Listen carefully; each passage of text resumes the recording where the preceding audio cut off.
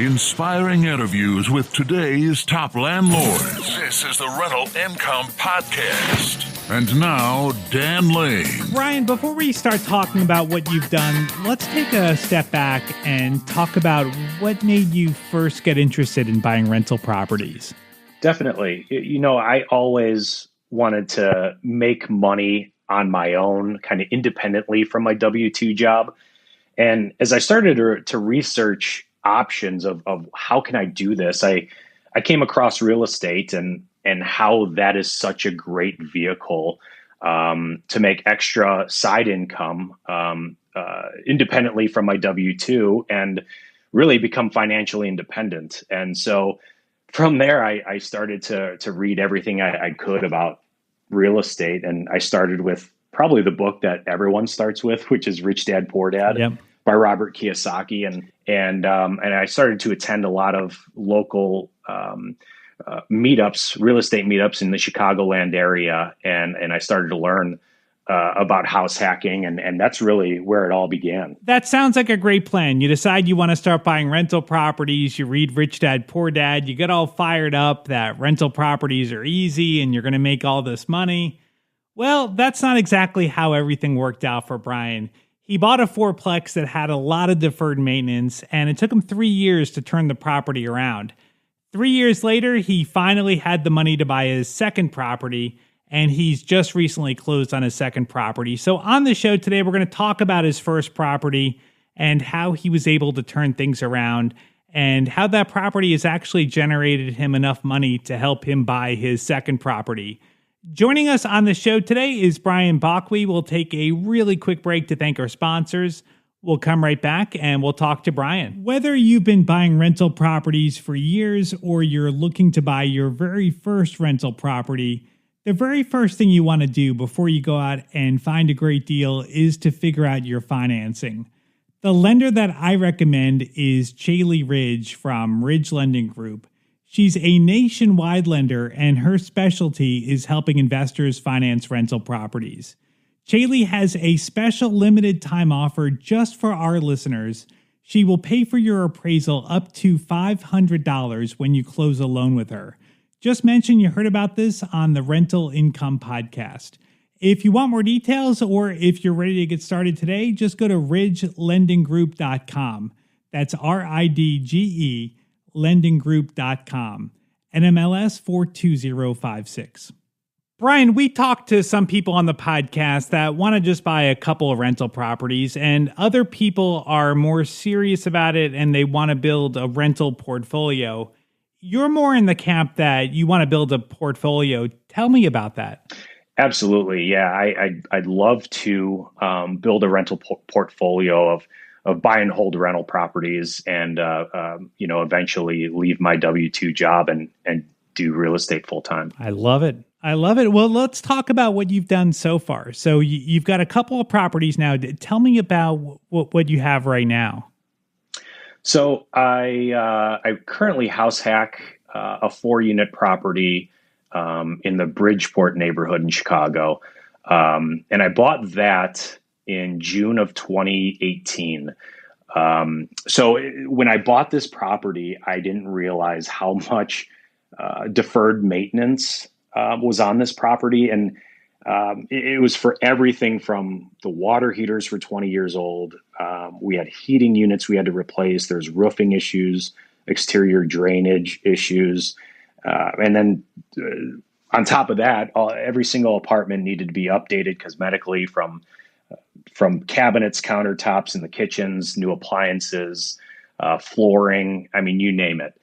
And that's why it took me about 3 years to get this place up to where it should be as far as market rents and things like that. And to be honest, if I knew how much maintenance had to be done on this property, Dan, I probably wouldn't have bought it at the time. But it was really a blessing in disguise because after 3 years of updating, the property value increased about $160,000. Wow. And I was able to cash out, refinance, and that's how I'm buying my second property. Wow. Okay. So when you bought the property, I mean, you obviously saw that there was a lot of work that needed to be done. Did you have to, like, were you working on it little by little, or were you just constantly hit with things that were breaking? A little bit of both. I had enough capital saved up where I felt comfortable with the visible issues that had to be taken care of. But yeah, it was just about every month you would get slapped on another grand or two of something breaking, something leaking, things like that. So that's why it took so long to get everything up to snuff. But now that all the big mechanicals of the property are replaced and everything for the most part is new, 2021 has been a very quiet year as far as maintenance wise. So what was that like money wise? Like to constantly be throwing money into the property, did that kind of throw off your budget that every month you were throwing in $1,000 or more dollars into the property? Yeah, definitely. Because, you hear all these stories about people house hacking and how they're saving all this money. And they're able to buy their next property the following year and another one the following year. And here I am 3 years in and, I probably have as much money as I did when I first bought the place. So yeah, you're just kind of breaking even. Yeah. You don't hear about that, but that's good. I appreciate you being honest with that. That's really kind of the downside of buying a property that needs a lot of work. But okay, so you've got that property that was your first property, and now that was a 4-unit building. Yeah, that was a 4-unit property. And now you're getting ready to buy or you just bought a second 4-unit building. Right. We just closed on a 4-unit property in Northwest Indiana. I'm normally, I grew up in that area, so I'm very familiar with that area. And I have some friends that invest in the area. I think Northwest Indiana is one of the best areas to invest in. The price to rent ratios are amazing. It's a very landlord friendly state. Property taxes are so much lower than Chicago. And, as I started to look at properties in that area and run the numbers, it really made a lot of sense to go over the border in Indiana and buy another property. Well, let's get into some numbers here and talk about the two properties you have. So for the first property, how much did you pay for it? So I bought it for $389 in 2018. Okay. And like I mentioned, I rehabbed 3 of the 4 units completely, as well as did some exterior maintenance. And that property, I got it appraised just a couple months ago, and it appraised for $550. So I decided to cash out refinance, and I took just over $50,000 out, and that's how I'm able to buy the property in Indiana. Perfect. Okay, so you didn't need to come up with any money. You didn't need to save any money. It's basically that first property that's buying you your second property. That's correct. Yeah, I love that. That's awesome. Now, were there tenants in the property, in that first property when you bought it? Yeah, there was the only unit that was vacant was the owner's unit, which worked out because that's what I moved into. The other 3 units were currently rented for rents that were very under market value, but they were justified at the time because nothing was updated. So once I got in there after the tenants started turning over, I would rehab a unit, get it up to market rent, and rent it out. And we did about 1 a year. Okay. Did the tenants leave shortly after you bought the building, or like how did that all play out? Yeah. So it kind of worked out where after every year, someone would move out because they wanted to buy a home for themselves, or they got a new job and they wanted to move closer. That was the first 2. The third one, the tenants weren't ideal. We were getting a lot of complaints from those tenants. Plus, when I would do my annual inspections, they weren't taking care of the property like ideal tenants should. So I decided not to renew their lease moving forward, and they were okay with it. They moved out, and this was the worst rehab. It pretty much broke me. I mean, everything that could go wrong with the rehab pretty much did. Everything from new flooring to mold once we broke down some of the walls, and roaches and bed bugs and you name it. It was about double of what I budgeted for Wow. that rehab. So it was a long rehab, and I'm glad it's done. I'm glad it's rented out to great tenants now. But yeah, it was tough getting that thing back up to Yeah. market. So how were you coming up with the money for the rehabs? So I had some of the capital myself, and then I also got some private money from my parents. Okay. Okay. Now, when you bought the building, how much were the rents? So the rents were one was paying $550, one was paying $650, and the other was paying $750. So the total rents were $1,950 Okay. when I first bought the place. $1,950, and then you fixed it up a bit. And then how much were you able to raise the rents to? So right now the property is bringing in $3,750 in rent. Wow, that's really incredible. And that's just from fixing the property up. And you said that the rents were kind of under market when you bought the building, so you kind of brought it up to market value, and then you fixed it up, which kind of brought you to a higher price point. Definitely, they were about half of what rent should have been at that time. Okay, and how much is your mortgage payment? It's about $2,500 a month. Okay, so all right, so you've got $2,500 going to the mortgage. You've got $3,750 coming in, so you've got about $1,200 a month, and that's with you living at the property. Exactly. Yep. That's great. Now, are there any other expenses you have to pay, like maybe utilities or anything else?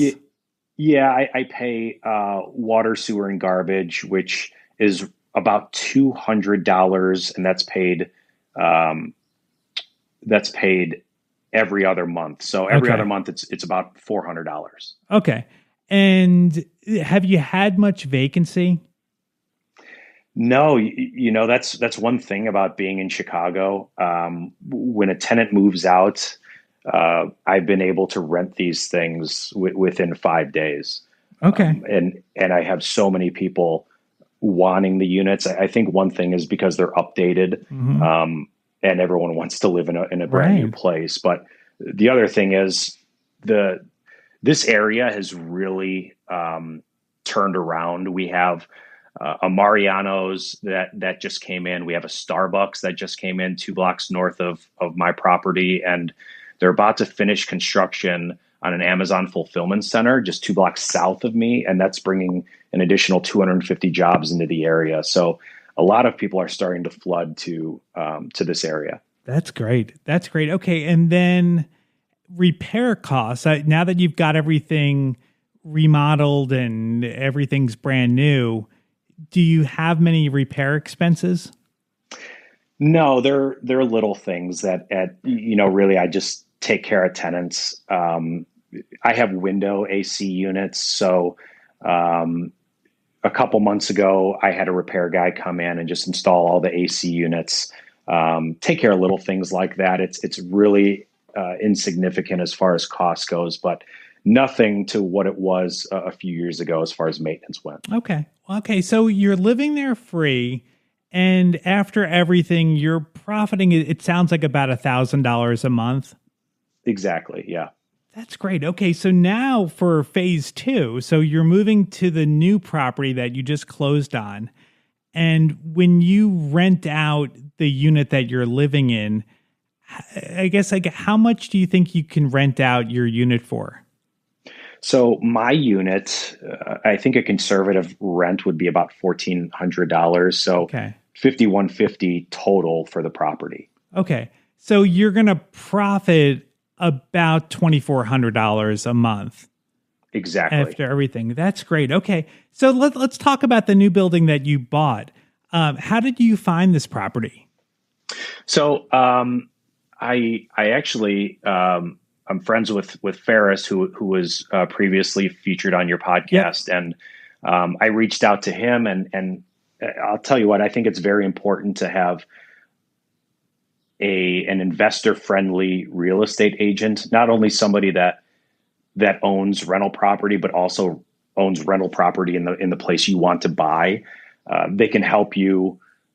Ferris helped me run numbers as I was new with the area, and help me find a place to buy in a certain type of area. So he was a huge help for me during the buying process. Awesome. Yeah, Ferris is a great guy. So, all right. So you found the property. Did this property need the same kind of work as your first property? No, not at all. Every unit is really up to date. So current market rents is what the property is getting. And it's bringing in around $3,100 in rent. The only thing I'll have to do as tenants start turning over is maybe a little bit of paint. And so carpet cleaning. Okay. But as far as kitchens and bathrooms and appliances, everything is pretty brand new. Well, that'll be pretty easy. So, and then how much is the mortgage payment on that property? So this one will also be very similar. It's about $2,450. Okay. So, and then that's with you living there? That's with me living there. Okay. Right. So you'll make $3,100 a month in rents for the 3 units, and then your mortgage payment is $2,400. So you're making about $700 a month. Yeah, it's about $650. $650. Yeah, exactly. Okay. Wow. Okay, you're off to a really, really good start here. That this is this is a great portfolio that you're building out. And the tenants that are in the property, are they all on year leases? Yeah, so I'm going to inherit them until they run out. Okay. So they're all leased up. And then how about as far as collecting rent and doing maintenance? How are you doing that? So I'm going to be using apartments.com to collect rent online, as well as take any maintenance requests and things like that. And are you using apartments.com on the other building, your first property too? We're currently transitioning to that right now. Awesome. What were you using before?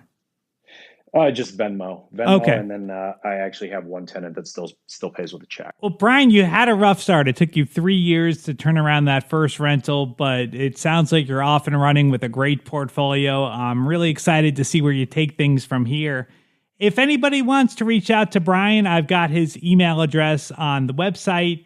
You can find it at rentalincomepodcast.com/episode 337. Bryan mentioned his realtor, Ferris. I've got Ferris's contact information if anyone is looking to invest in Northwest Indiana. Ferris is a great contact. He's been on the podcast twice. I've also got links to his episodes if you want to check them out. You can find it all at rentalincomepodcast.com/episode 337. I'd like to thank our sponsor today for making this episode possible. It's Chaley Ridge from Ridge Lending Group. If you are looking to buy a rental property, whether you're just getting started or you want to add to your portfolio, the lender that I recommend is Chaley Ridge. She's a nationwide lender, and her specialty is helping investors finance rental properties.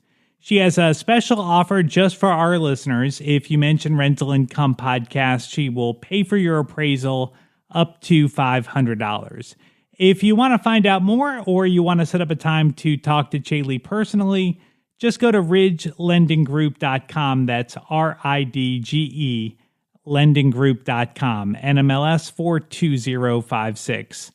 If this is your first time here, make sure you subscribe or follow the show. We put out new interviews every single Tuesday, and if you subscribe, you'll get notified as soon as they come out.